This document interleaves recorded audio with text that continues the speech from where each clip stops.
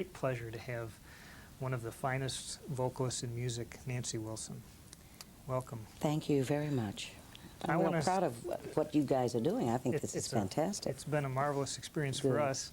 Good. I want to read something that was written about you in Leonard Feather's first Encyclopedia of Jazz. Okay.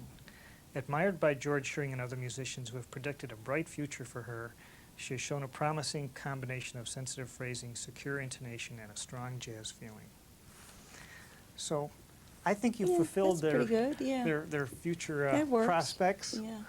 The thing that was so wonderful about it is, and I have to say about jazz critics, they really gave me fits for a while. I mean, they felt that the Cannonball Adderley album, it was a compromise for Cannon, because I was a pop artist. Kidding. Oh yes, you don't know the stuff they did to us. Ooh. But my point that I've always tried to stress is I came into this business and with a gift. The voice is a given. It was a gift from God. I didn't put any labels on it. I also decided to leave my home to do this, to be commercial. I mean, the object of the game for me was why would anybody in their right mind want to give up their security, their home, all the things that mean happiness to me, to go out to only want to fulfill somebody else's idea of who and what I am. I figured that I was going to do this on a major scale, or I didn't want to do it, because I could go home, go to Carnegie Tech as opposed to Central State, and be a doctor or be something in medicine, and I'd have been fine. But the voice was always out front. Yeah.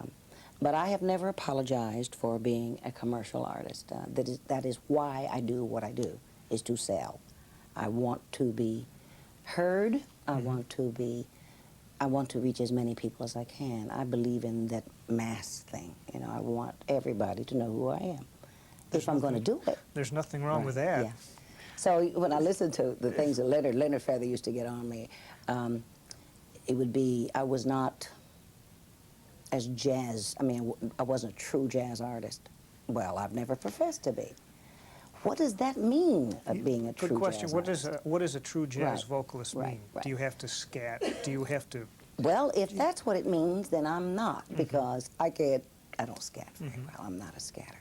I think being true to yourself, being able to improvise, to leave the melodic structure, being able to be sensitive to... See, I'm a lyricist as opposed to hearing the intonations and where the music is going. I believe in the spoken word first. So I came at it as an actress before I came to it talking about the music. So the music is all in my ears. I mean, I never studied this. I am not a person who can give you lectures on what is jazz. Can't really discuss the music too well with you, but I do know what I like. Yeah. And I know the gift that I have, and I've tried to use that wisely. So I just want to put the jazz in perspective for me. I sing songs. Right. Well, I felt that way too, because I think of you as one of the finest vocalists in music. Thank you. Okay, because I know your career has encompassed a lot of things. This particular album, I can't imagine anybody saying anything bad about it. Oh, it was the fact that Cannonball Adderley had kind of stepped out of the jazz thing into the pop, because this was a huge across-the-board album. It was not just a jazz album. The Masquerade is Over, Sleepin' Bee, these songs just popped out everywhere. And that was the good thing about radio in those days, and music is that the focus wasn't so narrow then. We were able to play concert venues, Carnegie Hall, but we were also able to go into South Side of Chicago and play the Sutherland. So you could do so many more things then than you can today. The labels kind of keep you out of places, whereas before we tried to broaden the scope. I believe that Cannonball Adderley took jazz out of the sawdust, and he was one of the more commercial of the jazz artists, and he made his audience understand what he was doing. That's right.